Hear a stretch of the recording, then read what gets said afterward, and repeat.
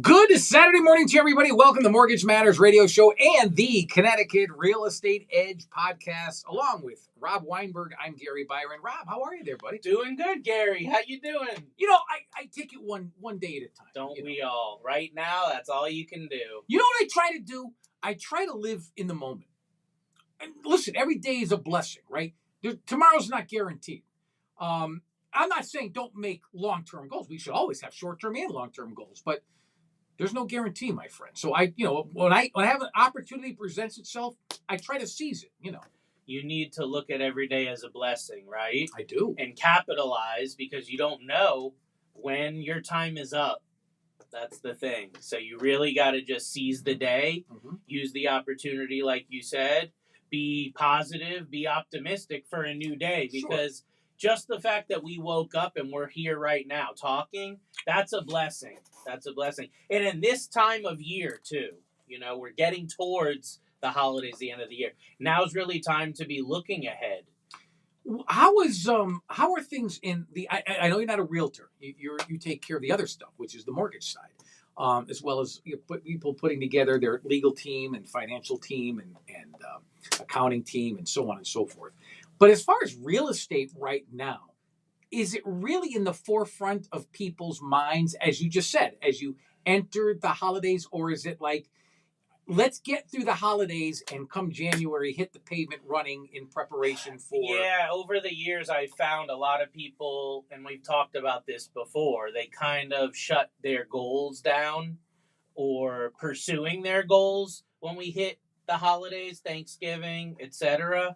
So I don't know if they shut them down or they just suspend them for a little while. They put them in the back of their head, really. All right. So they're still there, but they're not pursuing them aggressively like before for scheduling reasons, right? People vacation, people's job changes as far as their hours around that time. So a lot of people just shut that part of their brain down when it comes to this time of year. So just normal seasonality. We've done an entire show on seasonality. Yeah, just recently. Yeah, and that really comes into play now because every year, no matter what's happening with rates, no matter what's happening with the economy, inflation, or the market, there's always this dip in inventory. There's always a dip in interest of people buying homes because, again, the seasonality, the time of year, the obligations, the responsibilities. But then people hit that ground running, first of the year. And actually, next week, that's what we'll be talking about is financial goal setting. Really excited for that show.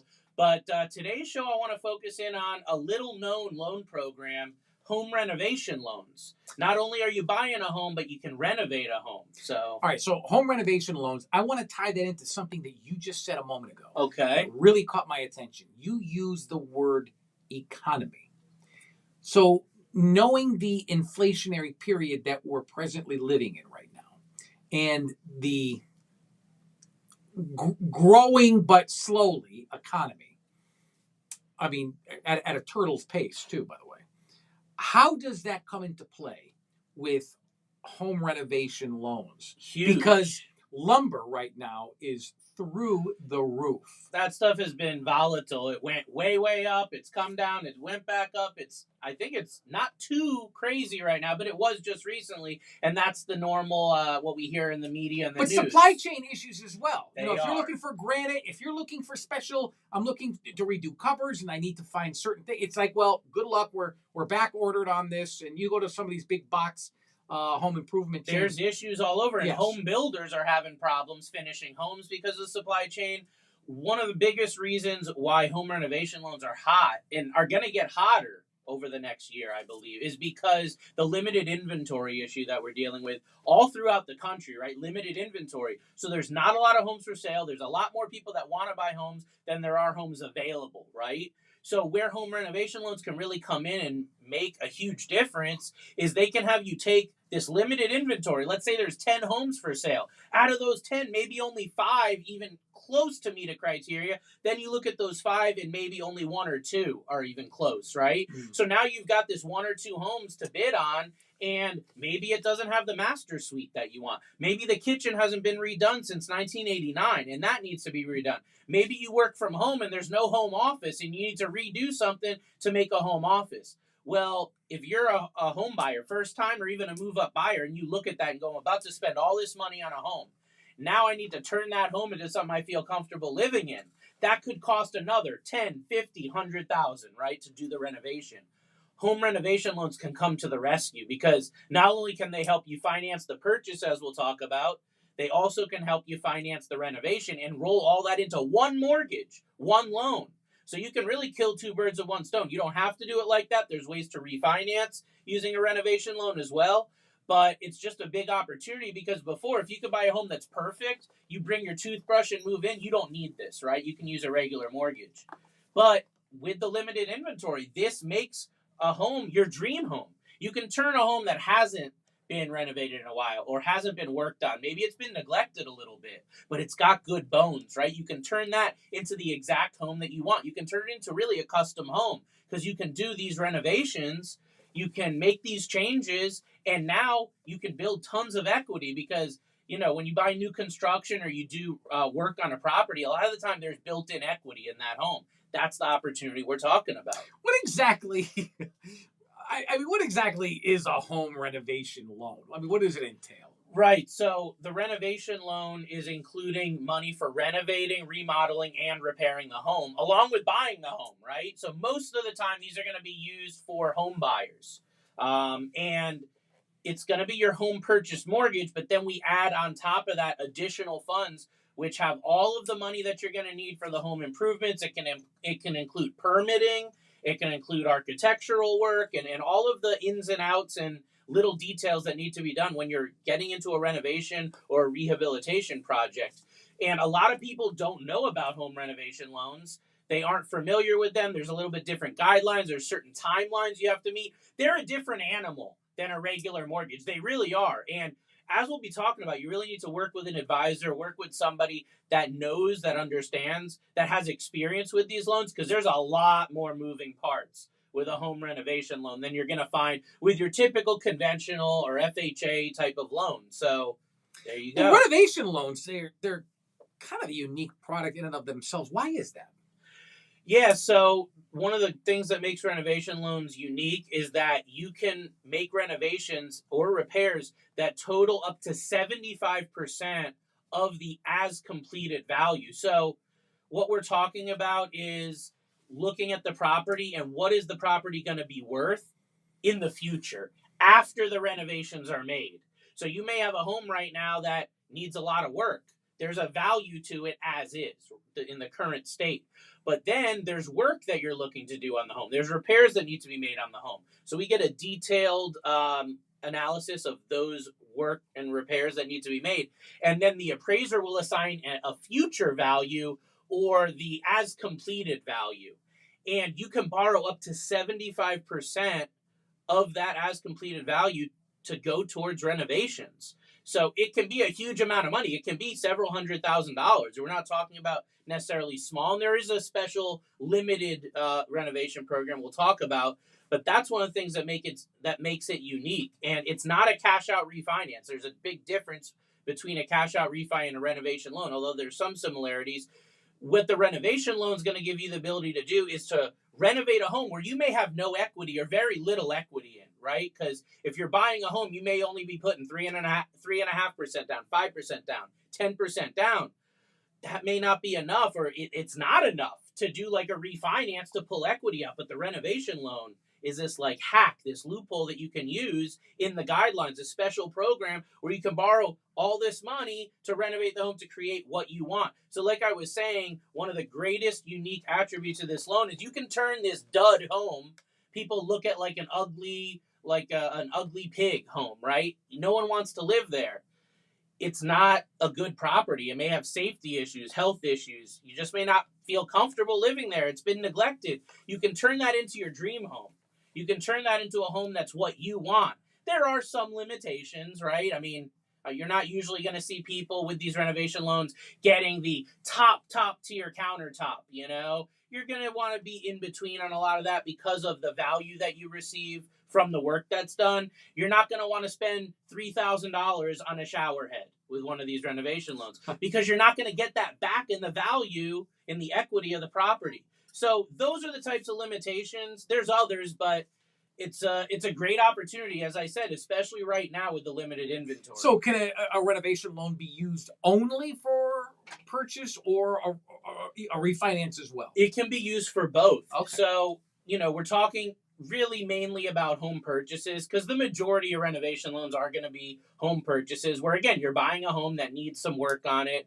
So that's going to be the majority. But one of the great things is that you can use these renovation loan products for a refinance. So you can take your conventional mortgage or your FHA mortgage or VA mortgage and you can refinance into one of these renovation loans. And we can not only pay off your current loan, but add these additional funds on top that will allow you to make these renovations. So if you've lived in your home for a while, I've seen these used with people, maybe they bought their home in, the 90s or early 2000s. Now, fast forward a couple decades, they're in a different health situation. They're in a different physical situation. Maybe they want to move the master suite to the first floor, right? That's a common thing. Maybe they don't have as good mobility anymore in their property. They can't constantly be going up and down the stairs.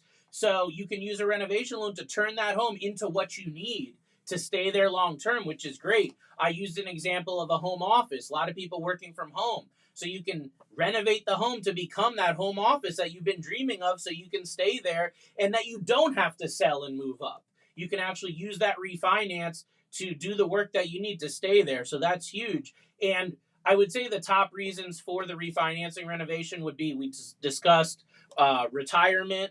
That's huge. Downsizing, maybe you can just reutilize some of the rooms in your home. Turn a bedroom into an art studio.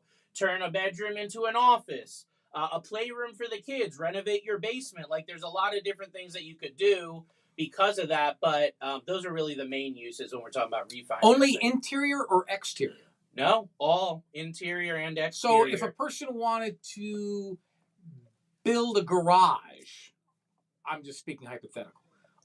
Maybe their house doesn't have a garage. Like, geez, I don't want to move. I love my house. I just wish I had a 2-car garage for my wife and I. Well, you should have gotten a house with a garage, but I love the home. It's not the home. I love the home. I love where it's at. I love the school system. I love the town. I love the home, but it doesn't have a garage. I don't want to move and buy a house with a 2-car garage. I may not like the house, even though it's got a garage, Yeah. Can I get a loan through you?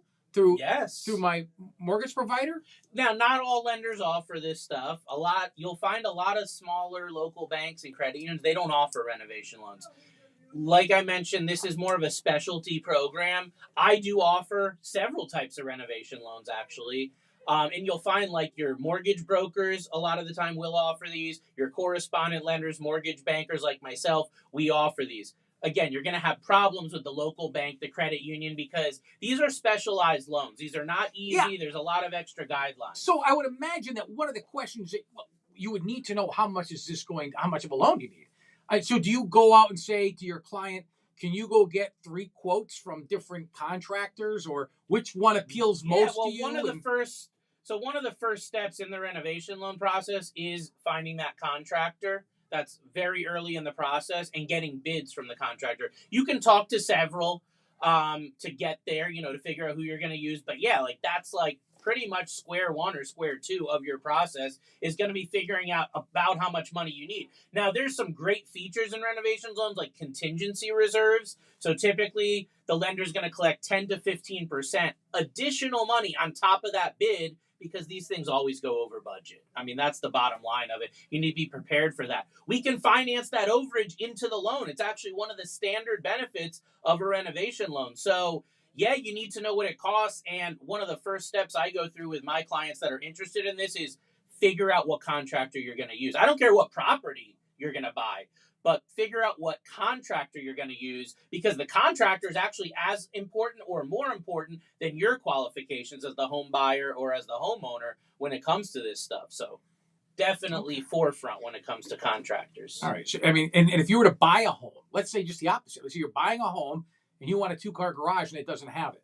Do you just sit there and say, well, I guess I better keep looking? Or can you work, if you're going to have a contractor, a builder come out and build you a garage, onto the home. Could that be added, included It into the could mortgage? be added in. Now, in your example with a garage to me, though, is one that would be iffy if it would work with a renovation loan. It's not because it's not allowed. It's because of the contributory value that the garage adds on. So we're really going to want to concentrate on these are renovations that are going to add a lot of value to the home, like adding a second story, adding a bedroom or bathroom, redoing the kitchen, things like that. Maybe doing a finished basement that can really add contributory value. Whereas, for example, spending a lot of these loans won't let you do landscaping, because that's not something that will add a lot of value. There's only certain types of renovation loans that'll let you add a pool. A pool's a big one people ask about.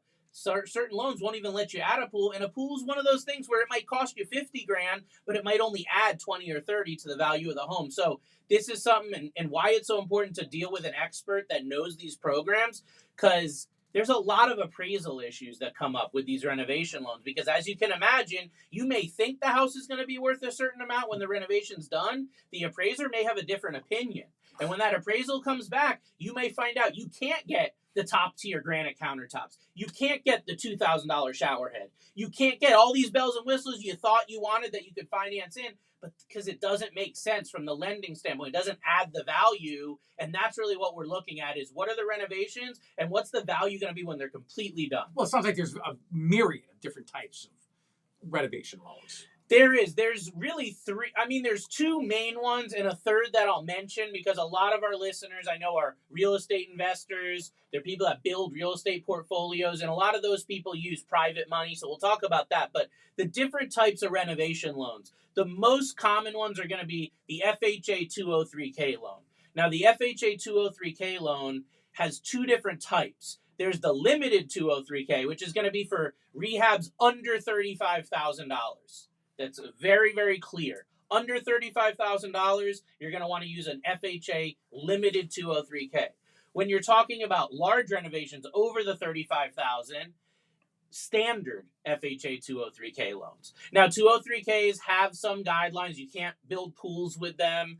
There are some restrictions, but overall, it's a great loan program. And like regular FHA loans, 203Ks are very forgiving when it comes to your credit score. They're much more forgiving when it comes to your debt ratio. So if you're marginally qualified, an FHA 203K may be the best option for you for a renovation loan.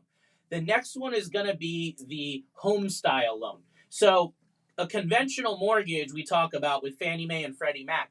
FannieMae has a stellar, it's absolutely phenomenal renovation loan program. It's called a HomeStyle loan, HomeStyle. That is the conventional mortgage renovation loan. And HomeStyle has so much flexibility with it because they will pretty much finance anything that's permanently affixed to the home. So pools are allowed with this. You can do an accessory dwelling. You can build an in-law apartment or a dwelling unit that could be used. A lot of people are doing that right now. So the FannieMae HomeStyle is much more flexible than the 203K. There's a lot more availability of what you can do. It's less stringent. But the downside is the FannieMae HomeStyle, you have to have a little better credit. You might have to put a little more down payment.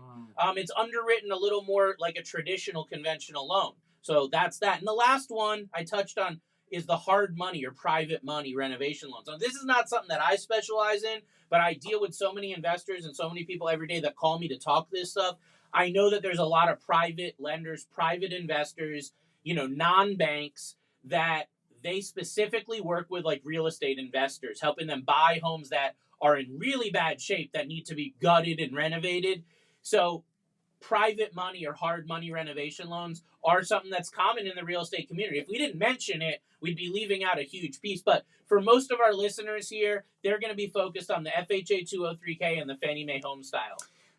You are listening to Mortgage Matters Radio Show and the Connecticut Real Estate Edge podcast, along with Rob Weinberg. I'm Gary Byron. You can check him out online at robgw.com as well as his 860-413-3938 in case you were looking to make an appointment. By the way, I'll give you those points of contact, including an email address, more towards the end of the show. Rob, can you talk about some of the differences between the FHA 203K that I think you just mentioned? Yep. Versus, let's say, that FannieMae HomeStyle loan? Right. So many differences. Like, we could literally sit Yeah. here for a half hour just to talk. But let me touch on the main ones. So, in the beginning of the show, we were discussing like time limits and supply chain constraints. One of the biggest challenges right now with any construction or remodel project is the supply chain issues and the timelines that it's going to take. One of the reasons why, unfortunately, some people are choosing not to go with these loans is because there's a time limit. You can't just take 3 years to do a renovation project. So the FHA 203K is going to have a 6-month time limit. So you need to make sure with your contractor that supply chain and their workload and everything, they can do the renovations you need in less than 6 months. So the limited 203K, like I said, under $35,000 in repairs, that's normally used for minor remodeling, non-structural repairs, because again, under $35,000. A lot of people use that limited 203K to connect to public utilities. So you might have a home that is on a well, but there is public water available. You can use that limited 203K to hook the property up to the public utilities. The remodeling, windows, doors, roof, lead paint stabilization is big. If you're buying a home that's an older home, it might have lead paint. You want to stabilize that because that can be a health issue. So that's what the limited 203K is mainly going to be used for. Then we fast forward over to your standard 203K. I would say the biggest issue or the biggest item that people don't realize when they do a standard 203K versus these other renovation loans is that the standard 203K requires that you use a HUD consultant. Now, a HUD consultant is somebody that's basically the eyes and ears of the Federal Housing Administration on your project. They're the ones that are going to be reviewing a lot of the work that's being done. They're going to go and report back to FHA to make sure that the work that said it was going to be done is going to be done and all of the I's are dotted and T's are crossed. The thing is, in Connecticut and in general, these contractors are few and far between. So you may have, several weeks before a before a HUD consultant can get out to your property and actually look at the work. Very high demand. And right now, a lot of people trying to, renovate homes and whatnot, it can cause a time constraint on it. Now, the minimum project cost on a standard 203K is $5,000. So you cannot go under $5,000. That's the minimum, but I'm sure you'd agree $5,000 isn't hard to spend on a home renovation, right? Next thing is that the standard 203K, you can actually convert the units. So you can take like a 2-unit home and turn it into a single-family home. Very attractive, right? A lot of people want to take these big 2-family homes, a lot of square footage, a lot of bedrooms and bathrooms. You can renovate that into your dream single-family home for you and your family to live in. Repairing or filling in a pool. So you can't build a new pool, but if there's one already there, you can repair it, you can fill it in, or you can install a fence. Structural repairs and additions, foundation repairs, that sort of thing. But an FHA 203K, and they're very, very specific on this, cannot be used for luxury items. Okay, no luxury items. Now, next thing is the HomeStyle loan, right? So we talked about the different 203K. The HomeStyle loan is going to give you more flexibility on the timeline because HomeStyle loans, we can go up to 15 months on the timeline. Okay, 15 months, so a lot more reasonable. The HomeStyle loan can be used to complete the final work on a property that's 90% complete. So there's some homes right now that people started and never finished, right? Maybe they hit a snag with the contractor. Maybe they hit an issue with their job or something with the mortgage company, and they can't finish the home. The HomeStyle loan can be used to finish a property that's 90% complete. That might open up a great opportunity for you to take a home that's almost done and turn that into your perfect property. And there's no HUD consultant required. That's huge because as you're hearing, these consultants are busy, they're specific, they have to report back. So I always recommend, if you can, I always try to do the HomeStyle if possible because of the flexibility. One of the big things that I get asked on this is, what about self-help? What about me? I want to do the work. I have time, I have money, I want to do the work myself. It's an absolute no. Don't even ask. No question. I've never seen one done. So if you're trying to do the work yourself, these renovation loans will not work for you. Unless you're a contractor. Nope, even if you're a contractor. It's a conflict of interest. You cannot be the contractor and the borrower on the loan at all. So no self-help. You can't have like your wife helping you to do it or any of that. It just needs to be an independent contractor, someone that's not related. And for a lot of people, that's an absolute I don't want it then because I want to do the work myself to save money. That's not who this is for. The last thing is that on all these loans, you can finance up to 6 months of payments if you're unable to occupy the home. So if it's a major renovation and you need to go live somewhere else or, a hotel or whatever, you can actually finance your mortgage payments for 6 months. So while you're not living there, the mortgage is actually coming out of the new loan and you're not paying it out of pocket. I'm running out of time, Rob. I'm just curious, why are renovation loans much more difficult to get than just a regular mortgage? It's because they're higher risk. You're dealing with these renovations. It's super high risk. There's contractors involved. There's a lot that can go wrong. And also the interest rate's going to be affected. Interest rates on these are usually going to be anywhere from 1/4 to 1/2 point higher than a regular conventional or FHA loan. I just wondered the importance of the contractor in the renovation. I mean, I would imagine you were Contractor is so important. Contractor is the most important part of these renovation loans. After you're qualified, the next thing is getting your contractor qualified for the loan. The maximum is one general contractor that can have subcontractors. They must be in business a minimum of 5 years, so no Uncle Joe who just started his contracting company. No major judgments or infractions. They have to be responsive. They have to be great at communicating. They have to be on board for this process. Yeah. There's going to be a lot of work on everyone's end. Make sure your contractor is on the ball. Why can a renovation loan be more advantageous than, let's say, the cash out refi that you always talked about, or even a home equity loan or a HELOC? Because the home renovation loans uses the after repair value. All these other loans use the current as is value. This one uses the after repair. So a lot of times you can't even get a loan on a home that's got really bad condition. You can do it with one of these loans because we're renovating it into a condition that's going to be great. That's one of the biggest things there. And then also lower credit score requirements. So a renovation loan is going to be easier to get than a high loan to value cash out refi, where usually you might need a credit score in the high 600s, low 700s. Some of these renovation loans, we can go down to a 620 credit score. Phenomenal. Really quick answer. Your top 3 tips for those thinking about getting a renovation loan. Number 1, be educated. Know what you're getting into. Understand the loan.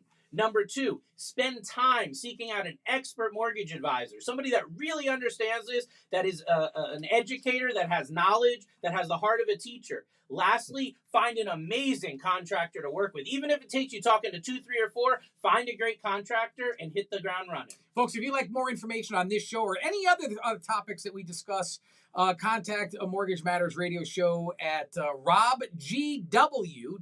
That's robgw.com. Send an email to the show. We'll try to get your question answered. Mortgage Matters radio show at gmail.com. And finally, to set up that meeting, 860-413-3938. Again, 860-413-3938. For Rob Weinberg, I'm Gary Byron. Thank you so much for listening to Mortgage Matters Radio Show and the Connecticut Real Estate Edge podcast. Until next Saturday morning, have a good